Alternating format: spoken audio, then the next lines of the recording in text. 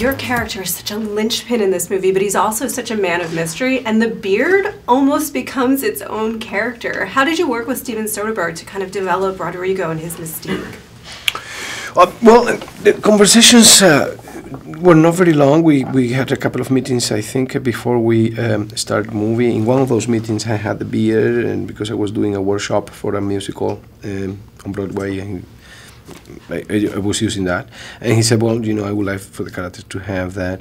And it's true, in a way, the character got determined by, you know, that kind of appearance that he has. It's almost like a mask in which you can hide, which is pretty much the story of the character. The character is just almost like, you know, intermittent during the whole entire movie until the end, in which he comes to be, you know, the kind of the brain, the mastermind behind all this entire operation of elimination of agents, and just for his own purpose is one of the villains of the movie.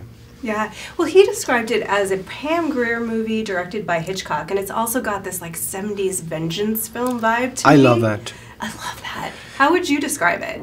You know, I guess my generation and Steven Soderbergh is pretty much of my generation. We are kind of nostalgic for a type of action movies that actually got a lot of brain and a certain elegance to be presented to the audience. And I think probably I'm just venturing, you know, this and wondering that if that is what actually drove him to shoot a movie like this.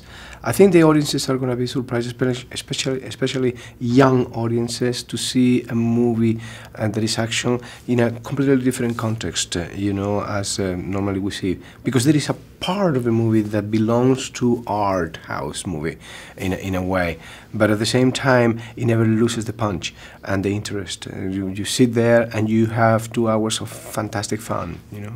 Absolutely. And what do you think the addition of Gina and her fierce, raw action brings to it? That is just a thumbs up. Thumbs up for Steven. You know, just to bet for a woman that is obviously, you know, a fantastic professional fighter, but nobody knew that she was a wonderful actress and very sexy and very extraordinarily beautiful on the screen to watch. You know. Thank you so much. We're looking forward to seeing this on AMC screens. Okay.